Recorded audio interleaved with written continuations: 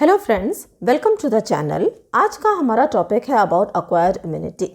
इनेट immunity के बारे में हम ऑलरेडी प्रीवियस वीडियो में डिस्कस कर चुके हैं। इस वीडियो के अंदर हम अक्वायर्ड इम्यूनिटी क्या होती है, कितने टाइप्स की होती है, what is the function of acquired immunity और किस तरीके से ये हमारे बॉडी के अंदर इम्यून रिस्पॉन्स को प्रोड्यूस करती है, इसके बारे में डिस्कस करेंगे। ठीक है, तो इम्यूनिटी का मतलब होता है it is the ability of the body to fight against infection. जब भी हमारे बॉडी के अंदर कोई पैथोजन या फिर इन्फेक्शन बाहर से अंदर आता है तो हमारे बॉडी उसके अगेंस्ट में जो रिस्पॉन्स क्रिएट करती है, इसको हम बोलते हैं इम्यूनिटी। अब ये इम्यूनिटी दो टाइप की होती है, one is innate immunity and another is acquired immunity. Innate immunity के अंदर बहुत से बैरियर मैकेनिज्म्स आते हैं which is already been discussed in the previous video. Second is acquired immunity, है ना। तो जो immunity which is gained after birth and is pathogen specific, जो इम्यूनिटी हमको बर्थ के बाद मिलती है, यानी कि जन्मजात नहीं होती है ना। जो इनेट इम्यूनिटी है ये हमको बाय बर्थ मिलती है। अक्वायर्ड इम्यूनिटी को हम during the life time after birth acquire करते हैं। And one more thing is that it is pathogen specific, यानी कि ये हर पैथोजन के अगेंस्ट में स्पेसिफिक इम्यूनिटी होती है ना। हर इन्फेक्शन के अगेंस्ट में अलग टाइप की इम्यूनिटी बॉडी के अंदर डेवलप होती है। Lymphocytes are responsible for acquired immunity. तो अक्वायर्ड इम्यूनिटी के लिए बॉडी के जो वाइट ब्लड सेल्स रिस्पॉन्सिबल होते हैं they are the lymphocytes. Now acquired immunity is further divided into two types. हम दो तरीके से अक्वायर्ड इम्यूनिटी को क्लासिफाई कर सकते हैं। जो पहला क्लासिफिकेशन है हमारा, that is acquired immunity is divided into active and passive immunity. Active immunity का मतलब है कि इसमें हमारे बॉडी का जो ओन इम्यून सिस्टम है ये एक्टिवली इन्वॉल्व रहता है और बॉडी में जो एंटीजेंस है पैथोजेंस के अगेंस्ट में लड़ता है। पैसिव इम्यूनिटी का मतलब है कि यहाँ पर हमारे बॉडी का ज़्यादा कुछ खास रोल नहीं रहता और एक तरीके से हमको जो एंटीबॉडीज़ हैं रेडीमेड फॉर्म में हमको इम्यूनिटी प्रोवाइड की जाती है। अब active immunity is further divided into natural and artificial immunity and passive immunity is again further divided into natural and artificial immunity. ठीक है, अब नेचुरल एक्टिव इम्यूनिटी का मतलब है कि यहाँ पे हमारा बॉडी बहुत एक्टिवली पार्टिसिपेट कर रही है। फॉर एग्जांपल इन्फेक्शन हुआ कोई तो हमारे बॉडी का इम्यून सिस्टम एक्टिव हुआ और इसने इन्फेक्शन को किल किया। आर्टिफिशियल एक्टिव इम्यूनिटी में हम आर्टिफिशियल तरीके से एंटीजेंस को इंजेक्ट करते हैं बॉडी के अंदर, जो कि बैक्टीरिया हो सकते हैं, वायरस हो सकते हैं, ये लाइव फॉर्म में भी हो सकते हैं, किल फॉर्म में भी हो सकते हैं। तो इनको हम वैक्सीन्स बोलते हैं और इन वैक्सीन्स के माध्यम से immunity is acquired. Natural passive immunity के अंदर यहाँ पर नेचुरली इम्यूनिटी को अक्वायर किया जाता है। नेचुरल पैसिव इम्यूनिटी के अंदर हमारे बॉडी का जो प्लेसेंटा है, प्लेसेंटा से इम्यूनोग्लोबुलिन जी या फिर जो मिल्क होता है दैट इज़ द कोलेस्ट्रॉम, जिसके अंदर इम्यूनोग्लोबुलिन एम होता है, तो इसके माध्यम से बेबी को इम्यूनिटी प्रोवाइड की जाती है ना। तो क्योंकि ये नेचुरल है इसलिए हम इसको नेचुरल पैसिव बोलते हैं। यहाँ पे बेबी का सिस्टम इन्वॉल्व नहीं है ना, तो एक तरीके से it is a passive natural immunity. Artificial immunity, artificial passive immunity के अंदर हम आर्टिफिशियल फॉर्म में एंटीबॉडीज़ को इंजेक्ट करते हैं in the form of anti serum, है ना। जैसे कि एंटी टेटनस सीरम हो सकता है या फिर एंटी डी के इंजेक्शंस हो सकते हैं, जहाँ पर रेडीमेड फॉर्म में एंटीबॉडीज़ को बॉडी के अंदर इंजेक्ट किया जा रहा है। तो यहाँ पे भी अगेन ना तो ये नेचुरल है और ना ही इसमें बॉडी का कोई एक्टिव पार्टिसिपेशन है। अब एक और क्लासिफिकेशन होता है अक्वायर्ड इम्यूनिटी का, that immunity is again, acquired immunity is again divided into humoral immunity and cell mediated immunity. तो जो ह्यूमोरल इम्यूनिटी है इसको हम एंटीबॉडी मीडिएटेड इम्यूनिटी भी बोलते हैं, क्योंकि इस इम्यूनिटी के अंदर एंटीबॉडीज़ का फॉर्मेशन होता है। सेल मीडिएटेड इम्यूनिटी को हम सेलुलर इम्यूनिटी भी बोलते हैं, है ना। अब जैसा कि हमने अभी पढ़ा था कि अक्वायर्ड इम्यूनिटी के लिए जो रिस्पॉन्सिबल होता है दैट इज लिम्फोसाइट्स। तो लिम्फोसाइट्स दो टाइप के होते हैं, one is B lymphocyte and another is T lymphocyte. B lymphocytes ये बोन मैरो के अंदर मैच्योर होते हैं, T lymphocytes they mature in the thymus, है ना। तो जो लिम्फोसाइट्स हैं बेसिकली दोनों ही लिम्फोसाइट्स बोन मैरो के अंदर बनते हैं, लेकिन बोन मैरो के अंदर मैच्योर होने वाले लिम्फोसाइट्स को हम बी लिम्फोसाइट्स बोलते हैं और जो लिम्फोसाइट्स थाइमस के अंदर मैच्योर होते हैं इनको हम टी लिम्फोसाइट्स बोलते हैं। तो B lymphocytes are responsible for the humoral immunity and the immunity which is gained from the T lymphocytes, इसको हम बोलते हैं सेल मीडिएटेड इम्यूनिटी, है ना। तो ये बहुत इंपॉर्टेंट पॉइंट है जो कि याद रखना है, ठीक है।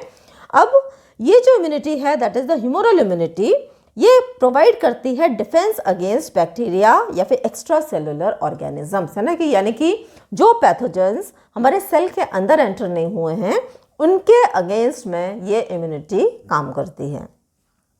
सेल मीडिएटेड इम्यूनिटी डिफेंस हमको प्रोवाइड करती है अगेंस्ट द इंट्रासेलुलर ऑर्गेनिज्म, है ना। तो जो ऑर्गेनिज्म सेल के अंदर एंटर हो गए हैं पैथोजेंस, जैसे कि बैक्टीरिया हो सकता है, वायरस हो सकता है, पैरासाइट हो सकता है, इनके अगेंस्ट में ये इम्यूनिटी वर्क करती है ना। इसके अलावा ट्यूमर सेल्स, कैंसर सेल्स और ट्रांसप्लांट ऑर्गन्स में भी दिस इम्यूनिटी इज इन्वॉल्व। अब यहाँ पर हम पहले ह्यूमरल इम्यूनिटी को डिस्कस करेंगे and then we will discuss about cell mediated immunity.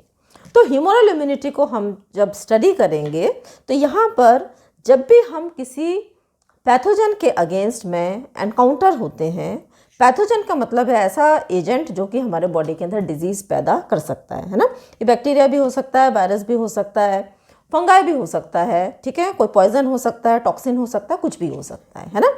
तो सबसे पहले whenever the body encounter the pathogen और infection for the first time it initiate a response, जिसको हम बोलते हैं प्राइमरी रेस्पॉन्स, है ना।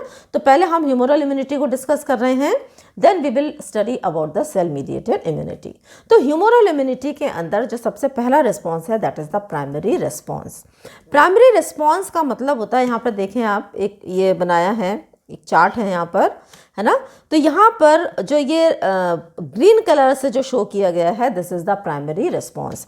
जब भी हमारी बॉडी पहली बार किसी इन्फेक्शन को एनकाउंटर करती है, पहली बार जब कोई भी इन्फेक्शन बॉडी के अंदर आता है और अटैक करता है तो हमारी body undergo through the primary response, है ना।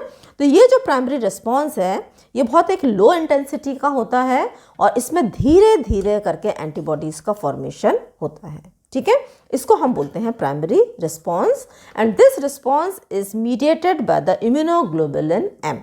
अब इम्यूनोग्लोबुलिन क्या होते हैं ये अपन अभी थोड़ी देर में डिस्कस करेंगे, है ना। तो immunoglobulin M is responsible for the primary response, ठीक है। Then there is secondary response. When exposed to second time the response is much faster and intensified due to the memory cells produced by primary response which led to the faster production of antibodies, है ना। तो हमारी body के अंदर infection आया और हमारे body के अंदर प्राइमरी रिस्पॉन्स हुआ। अब प्राइमरी रिस्पॉन्स की वजह से हमारे बॉडी के अंदर there is development of the memory cells, है ना। तो हमारा इम्यून सिस्टम मेमोरी सेल्स को बनाता है as a result of primary response. ये जो मेमोरी सेल्स हैं ये हमारे लिम्फ नोड्स में जाकर स्टोर हो जाते हैं और कई सालों तक ये पड़े रहते हैं। अब जब दोबारा से हमको वही इन्फेक्शन होता है तो ये मेमोरी सेल्स एक्टिवेट हो जाते हैं and they result in production of antibodies. इस रिस्पॉन्स को हम बोलते हैं सेकेंडरी रिस्पॉन्स, है ना। और एक बात और है, ये जो रिस्पॉन्स है ये काफ़ी इंटेंसिफाइड होता है, यानी कि पहले रिस्पॉन्स से इसका जो रिएक्शन है उसकी इंटेंसिटी ज़्यादा होती है एंड और इट इज़ मच फास्टर, और ये काफ़ी फास्ट होता है ना। तो यहाँ पर आप डायग्राम में देखें, ठीक है। जो प्राइमरी रिस्पॉन्स है it is due to the immunoglobulin M, और ये जो सेकेंडरी रिस्पॉन्स आया है इसकी जो इंटेंसिटी है और एंटीबॉडीज़ का फॉर्मेशन है पहले रिस्पॉन्स के कंपैरिजन में कहीं ज़्यादा है ना। And it is due to the immunoglobulin G, okay. अब आगे बढ़ते हैं हम स्पेसिफिक इम्यून रिस्पॉन्स पर, है ना। तो हम ह्यूमरल इम्यूनिटी पढ़ रहे हैं। जब भी हमारे बॉडी के अंदर कोई स्पेसिफिक एंटीजन एंटर करता है, हम यहाँ पे स्पेसिफिक क्यों बोल रहे हैं, क्योंकि ये जो ह्यूमरल इम्यूनिटी है it is specific to a specific pathogen, है ना। हर पैथोजन के अगेंस्ट में अलग अलग एंटीबॉडीज़ बॉडी के अंदर बनती हैं, ठीक है। तो स्पेसिफिक एंटीजन क्या है, बैक्टीरिया, वायरस, फंगाई, कुछ भी हो सकता है। ऐसा कोई भी सब्सटेंस जो कि हमारे बॉडी के अंदर इन्फेक्शन को प्रोड्यूस करता है ना। तो ये जब भी हमारे बॉडी के अंदर एंटर करता है तो हमारे जो लिम्फोसाइट्स हैं दे आर एक्टिवेटेड। अब ये जो लिम्फोसाइट्स हैं ये दो टाइप के होते हैं, B lymphocyte and T lymphocyte. जो बी लिम्फोसाइट्स हैं ये रेड बोन मैरो में फॉर्म होते हैं, टी लिम्फोसाइट्स भी रेड बोन मैरो में फॉर्म होते हैं। B lymphocytes they mature in the red bone marrow, लेकिन जो टी लिम्फोसाइट्स हैं they mature in the thymus, है ना। तो यहाँ पर दोनों में डिफरेंस है। बी लिम्फोसाइट्स टोटल लिम्फोसाइट का 25% प्रेजेंट होते हैं, और जो जितने भी हमारे लिम्फोसाइट्स हैं उसमें से जो 75% जो हमारे सेल्स हैं they are actually the T lymphocytes, ठीक है। तो बी लिम्फोसाइट और टी लिम्फोसाइट दोनों के अंदर क्या होता है, एक्टिवेशन होगा। एक्टिवेट होने के बाद में ये डिवाइड करते हैं, और ये डिवाइड करते हैं into different type of cells, है ना। तो पहले हम बी लिम्फोसाइट को देख लेते हैं। जब भी हमारे बॉडी के अंदर एंटीजन आता है, ये बी लिम्फोसाइट को एक्टिवेट करता है। बी लिम्फोसाइट एक्टिवेट होते हैं, डिवाइड होते हैं into effector B lymphocytes and B memory cells, है ना। तो यहाँ पर दो तरीके के सेल बन गए, एक तो इफेक्टर बी लिम्फोसाइट्स जिनको हम प्लाज्मा सेल्स भी बोलते हैं, और दूसरे हैं मेमोरी बी सेल्स। अब ये जो प्लाज्मा बी सेल्स हैं ये रिस्पॉन्सिबल होते हैं for the formation of antibodies. तो एंटीबॉडीज़ को बनाने के लिए प्लाज्मा सेल्स आर रिस्पॉन्सिबल, और ये हमको प्रोवाइड करते हैं ह्यूमोरल इम्यूनिटी, ठीक है। अब ये जो मेमोरी सेल्स थे, जैसा कि मेमोरी का मतलब होता है याददाश्त, है ना। तो ये क्या होगा, ये कब प्रोड्यूस होते हैं, जैसा कि मैंने आपको अभी बताया था थोड़ी देर पहले, जब भी हमारे बॉडी के अंदर पहली बार इन्फेक्शन आता है उसके अगेंस्ट में ये मेमोरी सेल्स बनते हैं। अब ये मेमोरी सेल्स स्प्लीन में और लिम्फ नोड्स में जाकर ये स्टोर हो जाते हैं। अब जब भी हमारे बॉडी के अंदर सेकेंड इन्फेक्शन होता है, हो सकता है वो 6 महीने बाद हो सकता है वो 1 साल बाद हो, और हो सकता है वो काफ़ी सालों बाद हो, तो इनको याद रहता है वो इन्फेक्शन, और ये क्या करते हैं, they help the immune system to fight in future, है ना। तो फ्यूचर में ये फाइट करने के लिए रिस्पॉन्सिबल होते हैं। ये क्या करते हैं, ये अपने आप को मल्टीप्लाई करते हैं जैसे ही सेकेंड इन्फेक्शन आता है, और एंटीबॉडीज़ का फॉर्मेशन करते हैं, है ना। लेकिन ये जो इंटेंसिटी है इसकी अभी हमने क्या पढ़ा, इसकी जो इंटेंसिटी है it is much faster as well as it is intensified, okay. अब हमारे जो टी लिम्फोसाइट्स हैं, है ना, तो जो टी लिम्फोसाइट्स हैं ये भी एक्टिवेट होते हैं, डिवाइड होते हैं। They divide into the memory T cells as well as the effector T lymphocytes. तो मेमोरी टी सेल्स का वही काम होता है जो कि मेमोरी बी सेल्स का काम होता है, ठीक है। तो मेमोरी सेल्स हमको सेकेंड जो इनकाउंटर होता है इन्फेक्शन उसके अगेंस्ट में रिएक्शन को इंटेंसिफाई करते हैं, और बहुत एक्टिवली बहुत फास्ट जो है इम्यून रिस्पॉन्स को लाते हैं। जो हमारे इफेक्टर टी सेल्स हैं they are again of 3 types, that is cytotoxic T cells, helper T cells and suppressor T cells. तो ये जो सेल्स हैं they are responsible for the cell mediated immunity. तो cell mediated immunity is because of the T lymphocytes and humoral immunity is because of the B lymphocytes. तो humoral immunity के अंदर हमको किन किन पॉइंट्स को ध्यान रखना है।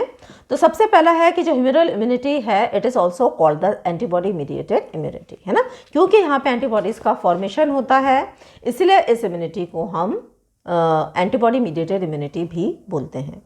दूसरा point, it consist of antibodies that circulate in body fluid like blood, plasma और एंड लिम्फ। तो यहाँ पे जो एंटीबॉडीज़ का प्रोडक्शन होता है ये एंटीबॉडीज़ फ्री फॉर्म में हमारे बॉडी के फ्लूइड के अंदर सर्कुलेट करती हैं, ठीक है। ह्यूमर मीन्स बॉडी फ्लूइड, है ना। तो यहाँ पर हम जो ह्यूमरल इम्यूनिटी बोल रहे हैं ये इसलिए बोल रहे हैं क्योंकि ह्यूमरल का मतलब होता है बॉडी फ्लूइड, और क्योंकि एंटीबॉडीज़ बॉडी फ्लूइड के अंदर सर्कुलेट करती हैं इसलिए हम इसको ह्यूमरल इम्यूनिटी बोलते हैं। Then, since B lymphocytes produce antibodies, hence it is called antibody mediated immunity, है ना।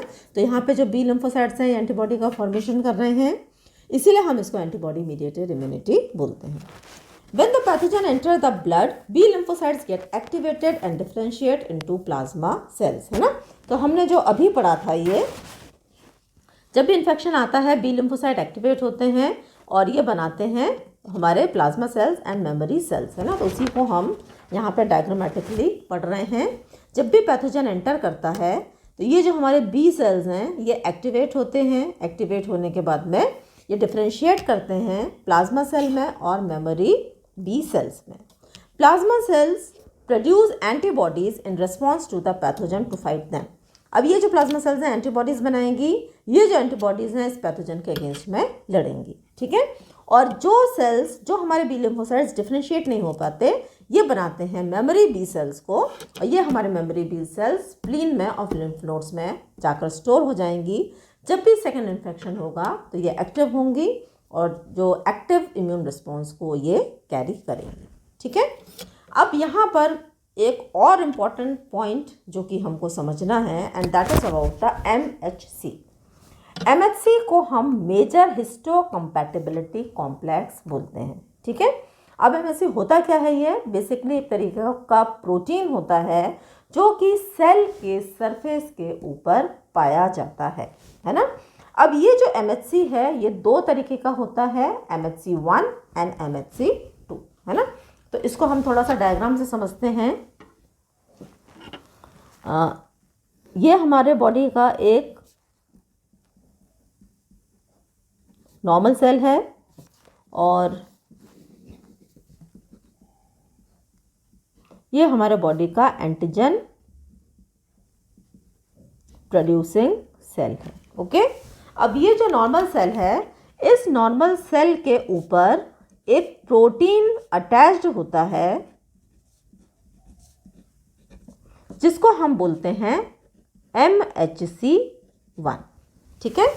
और जो हमारा एंटीजन प्रोड्यूसिंग सेल है इसके ऊपर भी प्रोटीन्स इस तरीके से प्रेजेंट करते हैं जिसको हम बोलते हैं, this is known as MHC2, ठीक है। तो हमारे बॉडी के जितने भी नॉर्मल सेल्स हैं एक्सक्यूज मी, जितने भी न्यूक्लिएटेड सेल्स हैं उनके ऊपर MHC1 होता है, और जो एंटीजन प्रोड्यूसिंग सेल्स हैं जो कि बेसिकली मैक्रोफेजेस और डेंड्राइट्स होते हैं, इनके ऊपर जो प्रोटीन प्रेजेंट होता है उसको हम बोलते हैं MHC2, ठीक। तो जो MHC1 है it is found on all of our cells except RBC। हमारे बॉडी के जितने भी सेल्स होंगे उनके ऊपर ये MHC1 सरफेस पर अटैच्ड रहता है, ठीक है। MHC1 presents antigens from our own cells, recognize self from non-self. It tells the immune system to not to harm them, है ना। अब ये जो MHC1 है इसका काम क्या होता है? देखिए, जब भी इन्फेक्शन होगा तो इन्फेक्शन के अगेंस्ट में एंटीबॉडीज़ का फॉर्मेशन होगा, है ना। लेकिन ये जो MHC1 ये हमको बताता है कि ये हमारे बॉडी के खुद के सेल्स हैं, तो जो एंटीबॉडीज़ बन रही हैं वो हमारे खुद के नॉर्मल सेल्स को डिस्ट्रॉय ना करें। अगर ये डिस्ट्रॉय करने लगेंगी किसी तरीके से तो हमारा खुद का इम्यून सिस्टम क्या हो जाएगा? डिस्ट्रॉय हो जाएगा, and we will suffer from autoimmune disorders, है ना। तो ये जो सेल्स है बेसिकली ये हमारे बॉडी के सेल को और जो दूसरे फॉरेन सेल्स को आइडेंटिफाई करने का काम करते हैं, ठीक है। That is the function of MHC1। अब ये जो MHC2 है it is found on antigen presenting sales. ये जो एंटीजन प्रेजेंटिंग सेल्स कौन कौन से होते हैं?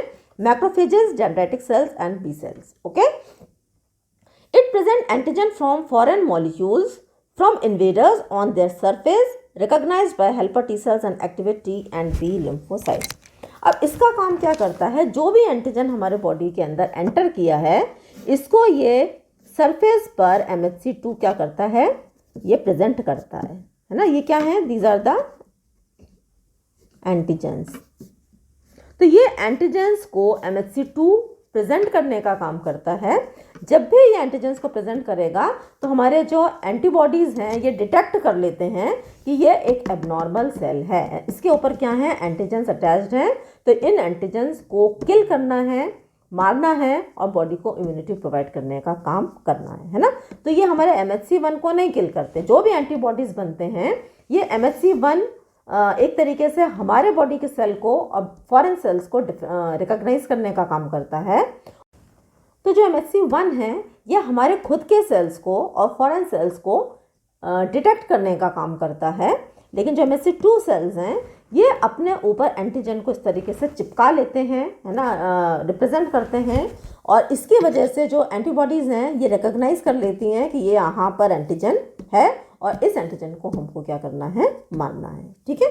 That is the function of MHC2।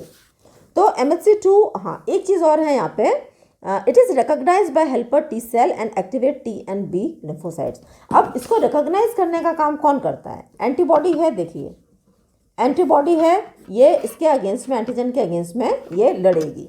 लेकिन एंटीबॉडी को कैसे पता पड़ेगा कि ये यहाँ पर एंटीजन प्रोड्यूसिंग सेल है? तो इसको कौन हेल्प करता है? It is help by the helper T sales.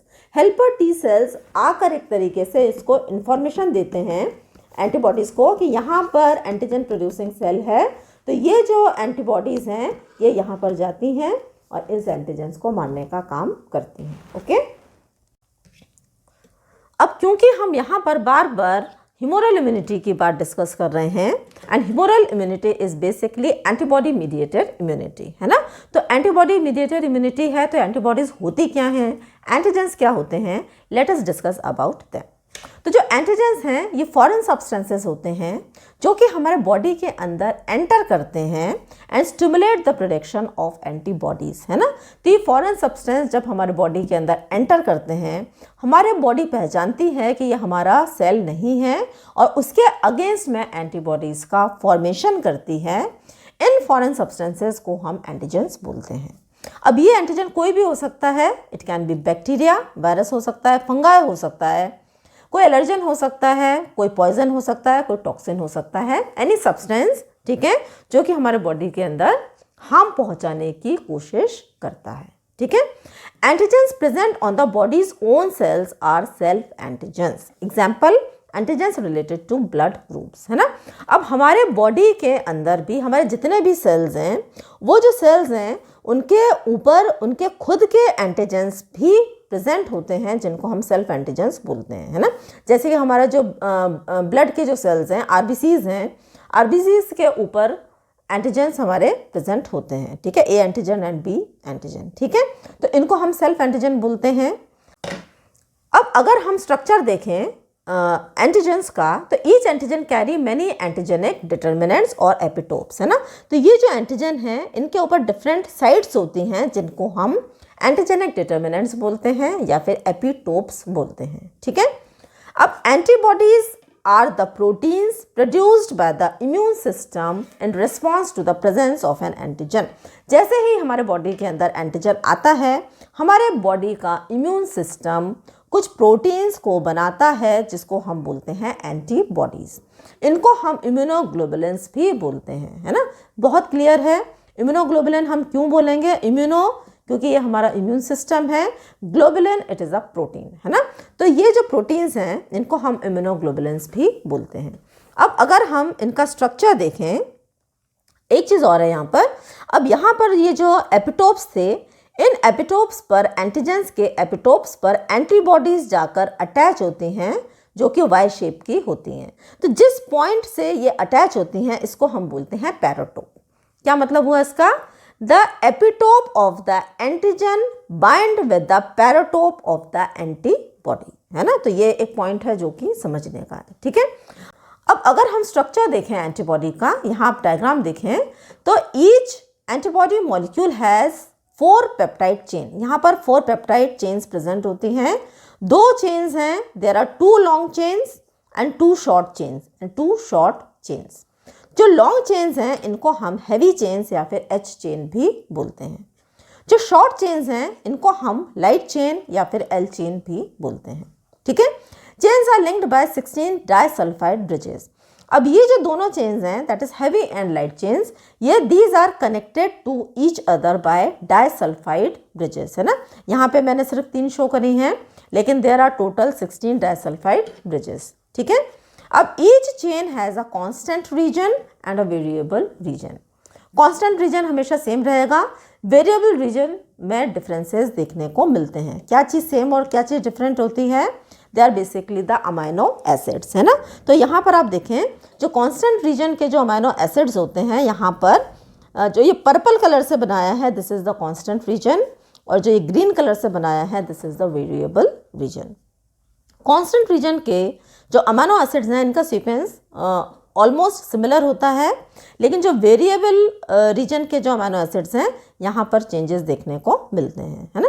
अब जो एंटीजन है हमारा, ये इन्हीं वेरिएबल रीजन पे जाकर अटैच होता है टू द एंटीबॉडीज़, ठीक है। अब ये जो एंटीबॉडीज़ हैं ये बेसिकली 5 टाइप की एंटीबॉडीज़ होती हैं। गेम्ड नाम से आप इनको याद रख सकते हैं, GAMET। Immunoglobulin G, immunoglobulin A, immunoglobulin M, immunoglobulin E and immunoglobulin D. तो थोड़ी सी इंफॉर्मेशन अब इम्यूनोग्लोबुलिन्स के बारे में, क्योंकि इम्यूनोग्लोबुलिन्स पे भी कई बार शॉर्ट नोट्स में पूछा जाता है। तो जो पहला इम्यूनोग्लोबुलिन है that is the immunoglobulin ji. It is the most abundant. जितने भी हमारे बॉडी में इम्यूनोग्लोबुलिन्स हैं इसमें से 75% is comprised by immunoglobulin G. ठीक है, ये एक फ्री एंटीबॉडी है। इसका मतलब है कि ये हमारे बॉडी के फ्लूइड्स के अंदर ये फ्रीली प्रेजेंट रहता है ना। तो हम इसको watch guard of all body fluids भी बोलते हैं। ठीक है, एक और बहुत important point that it can cross the placenta. ये ही एक अकेला ऐसा एंटीबॉडी है जो कि प्लेसेंटल बैरियर को क्रॉस कर सकता है और माँ से ये एक तरीके से बच्चे के अंदर ये ट्रांसफ़र हो सकता है। ठीक है, it appears late so indicate past and chronic infections, है ना। लेकिन ये फर्स्ट प्राइमरी रिस्पॉन्स में प्रोड्यूस नहीं होता, हमने अभी पढ़ा था। जस्ट वेट, देखिए, है ना, ये जो हमारा प्राइमरी रिस्पॉन्स के अंदर इम्यूनोग्लोबुलिन एम आता है, लेकिन जो हमारा सेकेंडरी रिस्पॉन्स है इसके अंदर इम्यूनोग्लोबुलिन जी आता है ना। तो जितने भी हमारे पास्ट इन्फेक्शंस हैं, क्रॉनिक इन्फेक्शंस हैं, तो ये लेट आता है and that is immunoglobulin G. ठीक है, then it present everywhere in the body except CSF, है ना। तो बॉडी के सभी फ्लूइड्स में प्रेजेंट होता है CSF को छोड़ के। ठीक है, ये एक वाई शेप का मोनोमर है। उसके बाद में हमारा जो सेकेंड एंटीबॉडी है दैट इज इम्यूनोग्लोबुलिन ए, है ना। तो ये सेकेंड मोस्ट अबंडेंट एंटीबॉडी है। लगभग 15% ऑफ ऑल इम्यूनोग्लोबुलिन्स में से ये 15% तक प्रेजेंट होता है। इसको हम वॉचमैन ऑफ बॉडी सरफेस भी बोलते हैं। ठीक है, क्योंकि ये बॉडी के बेसिकली सरफेस पे प्रेजेंट होता है। ठीक है, मोनोमर भी हो सकता है, ये डायमर भी हो सकता है। जितने भी हमारे म्यूकस सेक्रीशंस हैं, रेस्पिरेटरी ट्रैक्ट हो गया, डाइजेस्टिव ट्रैक्ट हो गया या फिर जेनाटो यूरिनरी ट्रैक्ट हो गया। ठीक है, मिल्क के अंदर, टीयर्स के अंदर, सलाइवा के अंदर इम्यूनोग्लोबुलिन ए इज़ प्रेजेंट, है ना। तो जो माँ के दूध के अंदर जो एंटीबॉडीज प्रेजेंट होती हैं basically they are immunoglobulin A, है ना। कोलेस्ट्रॉम के अंदर इम्यूनोग्लोबुलिन ए होता है और इसलिए जो माँ का दूध होता है ये बेबी के लिए एक तरीके से बहुत पौष्टिक होता है और बेबी को इम्यूनिटी प्रोवाइड करता है। ठीक है, it provides passive immunity.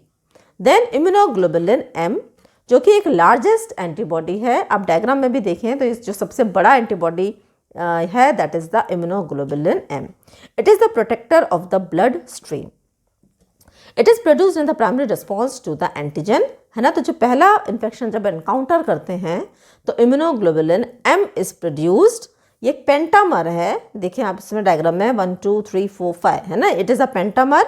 Immunoglobulin A ये डायमर है और जो immunoglobulin G it is a monomer, है ना। तो ये 7 से 10% ऑफ द टोटल एंटीबॉडीज़ को होती हैं ये, है ना। जितनी भी हमारे एंटीबॉडीज़ हैं उसका ये लगभग 10% तक, that is immunoglobulin M. Then immunoglobulin D जो कि लेस देन 1% होता है। ये वाई शेप का मोनोमर है। बी सेल्स के सरफेस पे ये अपने आप को प्रेजेंट करता है। कुछ खास इसका एक्शन नहीं है, लेकिन ये ट्रिगर करता है antibody production by B lymphocytes. ठीक है, और finally there is immunoglobulin E जो कि एक वाई शेप का मोनोमर है। ये भी लेस देन 1% प्रेजेंट होता है, लेकिन it plays important role in the parasitic infestation and allergy reaction, है ना। तो जितने भी हाइपरसेंसिटिव इम्यून रिएक्शंस होते हैं खासकर एलर्जी का और पैरासाइटिक इन्फेस्टेशन के अंदर immunoglobulin E is responsible. It activate the histamine secreting cells that is the mast cells, है ना। तो मास्ट सेल्स को एक्टिवेट करता है और मास्ट सेल्स रिलीज करते हैं हिस्टामिन को, which brings about the hypersensitive immune response. Now let us discuss about the functions of the antibodies, या फिर ये जो एंटीबॉडीज़ हमने अभी पढ़ी किस तरीके से ये इम्यूनिटी को प्रोवाइड करती हैं, है ना, कैसे ये एक्शन परफॉर्म करती हैं। तो जो पहला है that is the agglutination. Agglutination का मतलब होता है क्लम्पिंग। क्लम्पिंग मतलब इकट्ठा होना, है ना। क्लम्पिंग ऑफ माइक्रो ऑर्गेनिजम्स और blood cells due to antigen antibody reaction. देखिए, जब भी हमारे बॉडी के अंदर एंटीजन एंटर करता है उस एंटीजन के एंटर करने पे हमारे बॉडी के अंदर एंटीबॉडीज़ का फॉर्मेशन होता है ना। ये जो एंटीबॉडीज़ हैं बेसिकली ये सारे के सारे एंटीजेंस को एक जगह पर इकट्ठा करती हैं, जिसकी वजह से हमारा जो फैगोसाइटिक मैकेनिज़्म है ये आसानी से इन मैक्रो ऑर्गेनिजम्स को एनगल्फ कर सके और फैगोसाइटोसिस हो सके, है ना। तो क्लम्पिंग ऑफ माइक्रो ऑर्गेनिज्म, इसको हम बोलते हैं एग्लूटिनेशन। सेकेंड इज ऑप्सोनाइजेशन और एडहेरेंस। अब एंटीजन फॉर एग्जाम्पल बैक्टीरिया है ना, it is coated with antibodies that enhance phagocytosis. These antibodies are called opsonins. हमारे बॉडी के अंदर कई एंटीबॉडीज़ होती हैं जिसको हम बोलते हैं ऑप्सिन्स। ये जो एंटीबॉडीज़ हैं क्या करती हैं, एंटीजन को एक तरीके से एंटीजन के ऊपर एक कोटिंग प्रोवाइड करती हैं। अब जब ये कोटिंग प्रोवाइड करती हैं तो ये हमारे फैगोसाइटिक सेल्स के लिए आसान हो जाता है इस तरीके के एंटीजन्स को एनगल्फ करना, और ये फैगोसाइटोसिस की प्रोसेस को एनहेंस करती हैं और इंक्रीज करती हैं, ठीक है। Then the third is neutralization. Neutralization में अब एंटीजेंस ने टॉक्सिन्स रिलीज करें, एंटीबॉडीज ने एंटीटॉक्सिन्स रिलीज करे। इन एंटीटॉक्सिन्स ने टॉक्सिन्स को क्या कर दिया, न्यूट्रलाइज कर दिया, है ना। तो neutralization is again one of the function of antibodies. Then fourth is precipitation. Phagocytic cells ingest agglutinated microbes more readily, है ना। तो अब ये तो मैंने आपको अभी बताया कि जब भी क्लम्पिंग हो जाती है मैक्रो ऑर्गेनिजम्स के लिए तो हमारे फैगोसाइटिक सेल्स के लिए आसान हो जाता है उसको एनगल्फ करना और सर्कुलेशन से रिमूव करना मैक्रो ऑर्गेनिज्म को। लेकिन मान लीजिए अगर एंटीजन सॉल्युबल है ना, तो जो एंटीबॉडीज़ हैं वो भी सॉल्युबल फॉर्म में ही इन सॉल्युबल एंटीजन्स को क्या करती हैं, प्रेसिपिटेट करती हैं, है ना, इकट्ठा करती हैं। प्रेसिपिटेशन होता है सॉल्युबल एंटीजन्स को, और जब भी सॉल्युबल एंटीजन्स प्रेसिपिटेटेड फॉर्म में प्रेजेंट होते हैं तो जो फैगोसाइटिक सेल्स हैं वो उनको आसानी से एनगल्फ कर सकते हैं, ठीक है। उसके बाद में लाइसेस का मतलब होता है डिसोल्यूशन। कई बार क्या होता है, कुछ पावरफुल एंटीबॉडीज़ होती हैं, ये जो सेल्स हैं इनके प्लाज्मा मेम्ब्रेन को अटैक करती हैं, और जब प्लाज्मा मेम्ब्रेन रप्चर हो जाएगी तो रप्चर होने के बाद में जो सेल कंटेंट हैं सारे के सारे बाहर हो जाते हैं, सेल टूट जाता है, जिसको हम बोलते हैं लाइसेस, ठीक है। और फाइनली ये जो कॉम्प्लीमेंट सिस्टम है उसको भी एक्टिवेट करते हैं और इम्यून रिस्पॉन्स को ब्रिंग अबाउट करते हैं। तो ये सब हमने ह्यूमरल इम्यूनिटी के अंदर पढ़ा। Now let us discuss about the cell mediated immunity, है ना। हमने यहाँ पर देखिए, इसको देखें आप, ठीक है। तो हमने क्या पढ़ा था, हम पढ़ रहे थे इम्यूनिटी के बारे में। तो हमने जब बी लिम्फोसाइट्स की इम्यूनिटी पढ़ी यानी कि ह्यूमरल इम्यूनिटी पढ़ी, जिसमें हमने प्लाज्मा सेल्स को और मेमोरी सेल्स को डिस्कस किया, है ना। अब जो सेल मीडिएटेड इम्यूनिटी है इसके अंदर बेसिकली 4 तरीके के सेल्स होते हैं।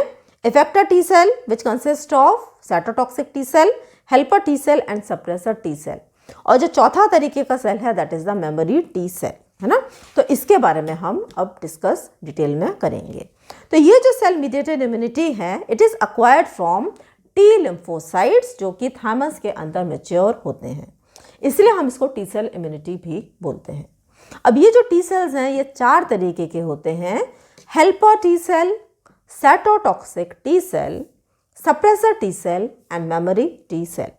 जैसा इनका नाम है वैसा इनका काम है ना। हेल्पर टी सेल को हम CD4 टाइप ऑफ सेल भी बोलते हैं। Cytotoxic T cell is known as CD8 type of cell. Suppressor T cell CD8 type of cell होता है, and then finally we have a memory cell, है ना। Now what is the function of helper T cell? जैसा कि इसका नाम है helper T cell, they do not kill, ये कभी भी एंटीजन को मारते नहीं हैं डायरेक्टली, ये सिर्फ हेल्प करते हैं। क्या हेल्प करते हैं ये? They help to activate the T and B cells, है ना। तो हमारे टी और बी लिम्फोसाइट्स को ये सिर्फ एक्टिवेट करने का काम करते हैं, ठीक है। जैसा कि हमने इस डायग्राम में देखा था, इस डायग्राम में ये जो टी हेल्पर सेल हैं ये बी सेल्स को क्या कर रहे हैं, हेल्प कर रहे हैं, जिससे कि वो एक्टिवेट हो और वो प्लाज्मा सेल में और मेमोरी सेल में डिवाइड हो, है ना। इसी तरीके से हेल्पर सेल ना सिर्फ बी सेल को बल्कि टी सेल्स को भी एक्टिवेट करते हैं कि वो फर्दर अपने सेल्स में डिवाइड हो, ठीक है। तो ये दोनों को एक्टिवेट करने का काम करते हैं। They bind to the antigens binded to MHC2 on antigen presenting cell, है ना। तो ये मैंने आपको अभी क्या बताया था, जो हमारे नॉर्मल सेल्स हैं उसके ऊपर MHC1 अटैच्ड होता है, जो हमारे बॉडी के एंटीजन प्रोड्यूसिंग सेल्स हैं उसके ऊपर MHC2 अटैच्ड होता है ना। तो MHC2 क्या करता है, अपने ऊपर एंटीजेंस को प्रेजेंट करता है ना। तो ये जो MHC2 है ये अपने ऊपर क्या, जैसे ही एंटीजन आता है तो इस एंटीजन को ये जो सेल है ये बहुत सारे फ्रेगमेंट्स में, टुकड़ों में डिवाइड कर देता है और इन टुकड़ों को ये अपने ऊपर MHC2 क्या कर देता है, इस तरीके से चिपका लेता है। जैसे ही ये जो टुकड़े हैं एंटीजन्स के ऊपर सरफेस पर प्रेजेंट होते हैं तो इनको जो हमारे जो हेल्पर सेल्स हैं, है ना, हेल्पर सेल्स, इनको समझ में आ जाती है कि यार इस सेल को हेल्प की आवश्यकता है ना। तो ये हेल्पर सेल क्या करेगा, इसके पास पे पहुंच जाएगा, इसको ये एक्टिवेट करेगा और जब ये एक्टिवेट करेगा तो फिर तो ultimately there is production of T lymphocyte and B lymphocyte, है ना। जैसा भी केस होगा उसके अकॉर्डिंग T या B लिम्फोसाइट्स हैं ये एक्टिवेट होंगे और प्रोलिफरेट होंगे, ठीक है। तो they bind with antigens binded to MHC2 on antigen presenting sales.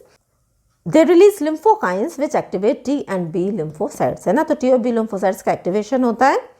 अब अगर जितने भी सेल्स हैं उसमें से जो सबसे ज़्यादा नंबर ऑफ सेल्स होते हैं ये होते हैं हेल्पर T सेल्स, ठीक है। And HIV destroy the helper T cell, ये बहुत इंपॉर्टेंट पॉइंट है। जो HIV इन्फेक्शन होता है जिसको हम एड्स बोलते हैं आम भाषा में, वो हमारे इन्हीं हेल्पर T सेल पर अटैक करता है। अगर आप देखें चारों सेल में से सबसे इम्पॉर्टेंट सेल होता है ये हेल्पर T सेल होता है, क्योंकि helper T cell B cell और T सेल दोनों को एक्टिवेट करता है ना। तो अगर हमारे हेल्पर T सेल ही मान लीजिए किसी वजह से डिस्ट्रॉय हो जाएं, जैसा कि एड्स के इन्फेक्शन में होता है, तो हमारा इम्यून सिस्टम ना तो T सेल एक्टिवेट होगा ना B सेल एक्टिवेट होगा, तो हमारा जो इम्यून सिस्टम है क्या होगा, इट इज़ शट डाउन, है ना। हमारा इम्यून सिस्टम काम नहीं करेगा, हम किसी भी इन्फेक्शन के अगेंस्ट में नहीं लड़ पाएंगे। तो जितने भी इन्फेक्शन हमारे आसपास जो मौजूद हैं बैक्टीरिया वायरस, वो हमको अटैक करेंगे और हमको और बीमार करेंगे। ऐसे इन्फेक्शन को हम बोलते हैं अपॉर्चुनिस्टिक इन्फेक्शन, है ना। तो आप देखें कि जो T सेल्स हैं हमारे हेल्पर T सेल का कितना इम्पॉर्टेंट फंक्शन है। तो सेकेंड टाइप का हमारा जो सेल है that is the cytotoxic cell और CD8 टाइप ऑफ सेल और किलर सेल, है ना। तो cytotoxic, the cell is toxic to a cell. तो इनको हम किलर सेल इसलिए बोलते हैं क्योंकि डायरेक्टली क्या करते हैं, माइक्रो ऑर्गेनिज्म को किल करते हैं, है ना। और ये क्या रिलीज करते हैं, परफोरेंस रिलीज करते हैं which helps in killing the micro organism. अब जो हमारा तीसरा कैटेगरी का सेल है इसको हम बोलते हैं suppressor T cell. Suppressor T cell CD84 type का सेल है। इसका काम होता है ये सप्रेस करता है, क्या सप्रेस करता है, सप्रेस करता है activity of T cytotoxic cell and helper T cell.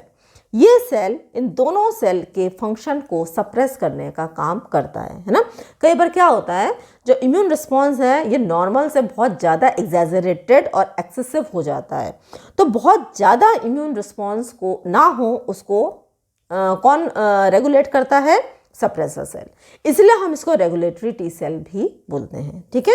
It inhibit the immune system from attacking the body's own cells. कई बार हमारा जब इम्यून सिस्टम गड़बड़ हो जाता है तो हमारे बॉडी के जो इम्यून सिस्टम है ये अपने ही सेल्स को नहीं पहचान पाता, है ना। और जब अपने सेल्स को ही नहीं पहचान पाता तो अपने सेल्स के ही अगेंस्ट में क्या करने लगता है, अपने ही सेल्स को ये मारने लगता है, जिसको हम ऑटो इम्यून डिसऑर्डर्स बोलते हैं। तो ऐसा ना हो तो इसके लिए there is presence of suppressor T cell. And fourth is the memory cell, memory T cell. Memory cell B cell type का भी होता है और टी सेल टाइप का भी होता है ना।